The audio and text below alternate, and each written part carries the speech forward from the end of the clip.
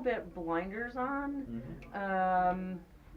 And I was trying to figure out, really what I was trying to figure out my own thing because I had put so much into UnCabaret, Mm-hmm.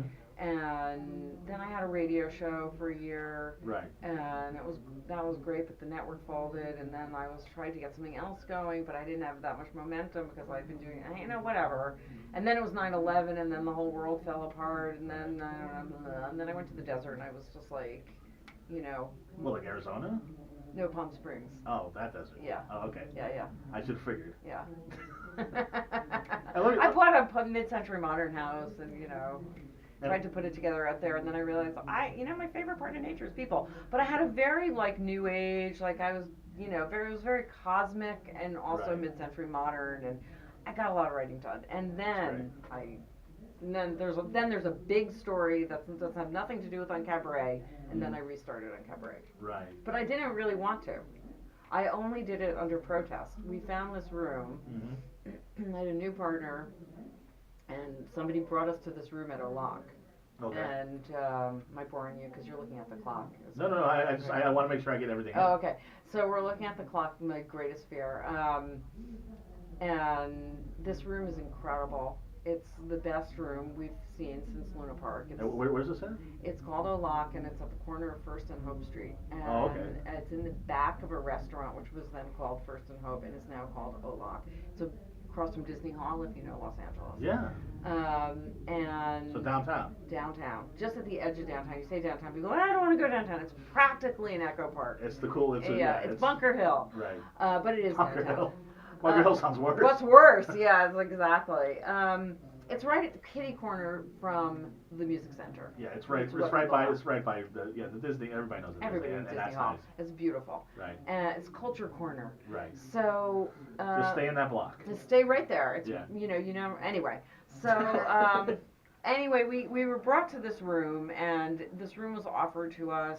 And I said, let's do this, let's do that. And he said, I'm working with Mitch Kaplan, and he said, let's do UnCabaret. And I said, no, never again. Right. And he's like, no, that'd be lovely. No, UnCabaret, we'll do it, we'll redo it, we'll put music, Right. He's an incredible musician, a music director, Mm-hmm. and he was like, we'll do it together. I'll help and sing, and we'll put music in it, and it'll be great. I said, no, I don't want to do this. Oh my God. No, let's just do one show for your birthday. Okay. And that was 7 years Yeah, ago. famous last words. And then I remembered, and I was rebuilding my life a little bit, and I remember, and I was like re-seeing it, and honestly, I did go around and look at a lot of shows at that point, because I was sort of looking at like what's the progeny and what's the state of things, and maybe it's not needed because maybe I did the work and now I could move on. Right. But there was always something I would watch a show and go, no, that's not what I mean. Yeah, No, well, I mean, it's kind of, that's not what I mean. In Nirvana begat, the copies, sometimes, yeah. Then it becomes Pearl Jam, then it becomes Creed, then it becomes Nickelback, and Yeah. And so I'm glad that there has been such a flowering, and to have Right. been able to be someone who it makes that possible in some way is Right. an amazing feeling. Do you think you get enough credit? I don't. Well, I feel like right now, because we're having the 25th anniversary, people are, I am now, people are going, yeah, no, that was a thing. Right. Yeah. Because But I hear a lot of haven't- podcasts talking about alternative comedy, Mark Maron, other people. I don't hear your name. Well, And you are the person that to me, really. people have name checked me on Mark's show for sure. Right.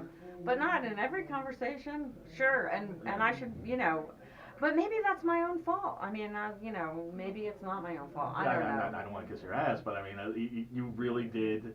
Thank you.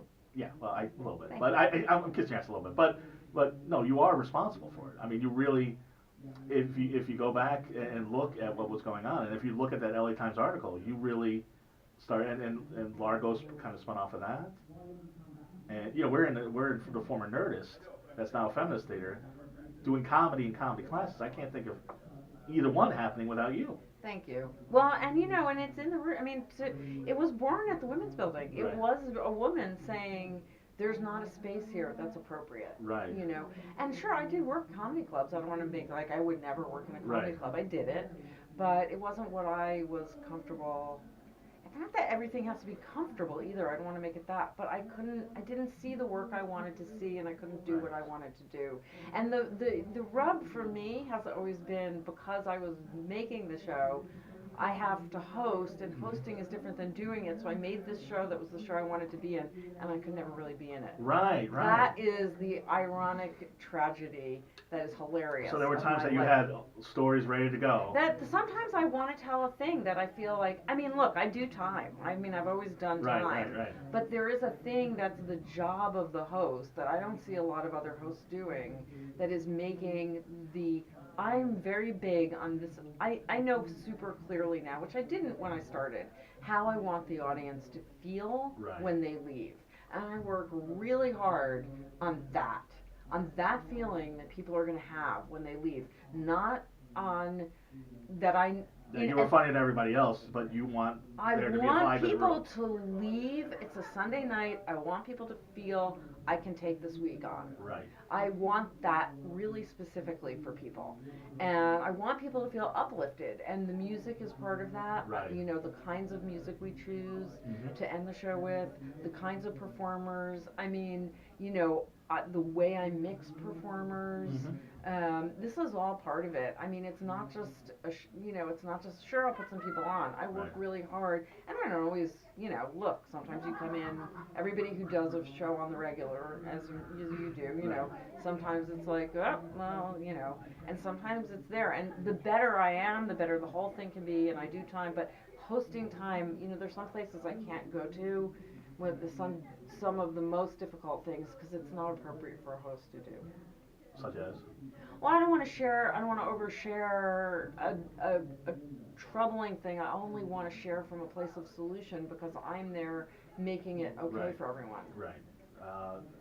Fair enough. Now, and the reason I was, go ahead.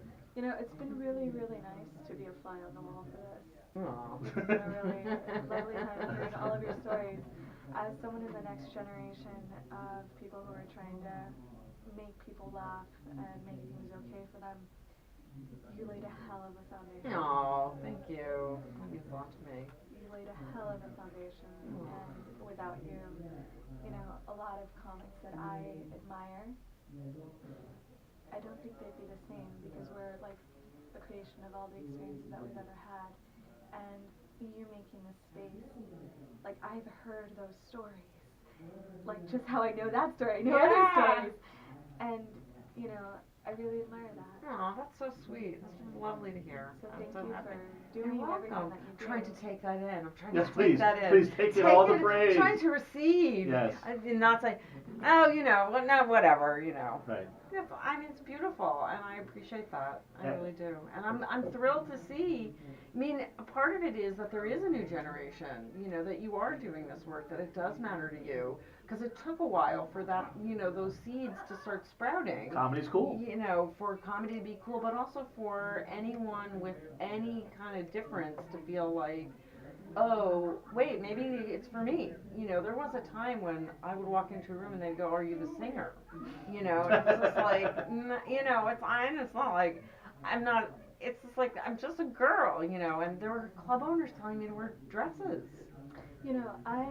One time when this happened, Mark was in the room. I walk into rooms sometimes and they go, what are you? Oh. And I'm like human, I think. And so the questions that you get as a woman now are definitely different. Yeah. Now it's like, I can't place where you're from. I'm from LA. What else do you want? Right. It's a different attitude because I was born and raised in LA.